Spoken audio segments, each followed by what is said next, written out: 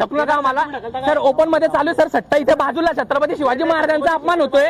छत्रपती हे बा सर आम्हाला ढकलता विनाकारण सर. झुटी एफआयआर आली. छत्रपती शिवाजी महाराजांचा अपमान करतात हे. ऑन ड्युटी पोलीस पण तुम्ही जनतेचे सेवक आहे सगळे. ढकलण्याचा काही अधिकार नाही तुम्हाला.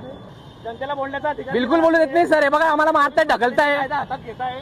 जनतेला बोलू दिलं जात नाही. इथे सर्वांनी बघू शकता. इथे बिलकुल आम्हाला मारायचा प्रयत्न केला जातोय. ढकलाढकली केली जाते जाणून बुजून. बळावर कायदा आणि एडीजीपी साहेब आलेले आहेत. एडीजीपी साहेब आमच्या यांचा लवकरात लवकर निलंबनाचे आदेश काढावेत.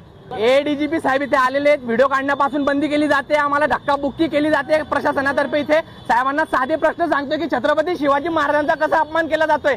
पाठीमागे तुम्ही बघू शकता सर्व पोलीस प्रशासन इथे जमा झालेले आहे आणि आम्हाला नुसतं बोलण्यासाठी सुद्धा इथे बोलू देत नाही सरांची. इथे धक्काबुक्की केली जाते आम्हाला. सर्व प्रशासन म्हणते की आमच्या चुका सांगू नका. आम्ही जे अवैध धंदे करतोय छत्रपती शिवाजी महाराज कॉम्प्लेक्स मध्ये बिंदास सट्टा चालू देतोय आम्ही. त्याच्यामध्ये कोणाचा वरद असतं हे सगळं सांगण्यासाठी आम्ही एडीजीपी साहेबांना पत्र व्यवहार सुद्धा करणार आहे. हा व्हिडिओ आम्ही सर्वदूर आता एवढा व्हायरल करणार आहे आणि संपूर्ण भारतामध्ये हे समजणार आहे की बाजारपेठ पोलीस स्टेशनच्या बाजूला छत्रपती शिवाजी महाराज कॉम्प्लेक्स मध्ये कोणाच्या वरद असताना येथील पीआय साहेबांच्या वरद असतानाच सट्ट्याचा अवैध धंदा चालू आहे. ज्या सट्ट्यामुळे अनेक लोकांनी आत्महत्या सुद्धा केलेली आहे. अनेक बायांच्या मुलांचे घर उद्ध्वस्त झालेले आहेत आणि अनेक वेळा इथे चाकू लावून सट्ट्याचे दुकान लुटण्याचे प्रकार सुद्धा केलेले आहेत. तुम्ही माझ्या मागे बघू शकता इथे सर्व पोलीस प्रशासन जमा झालेले आहे आणि आम्हाला बोलण्यापासून वंचित ठेवत होते.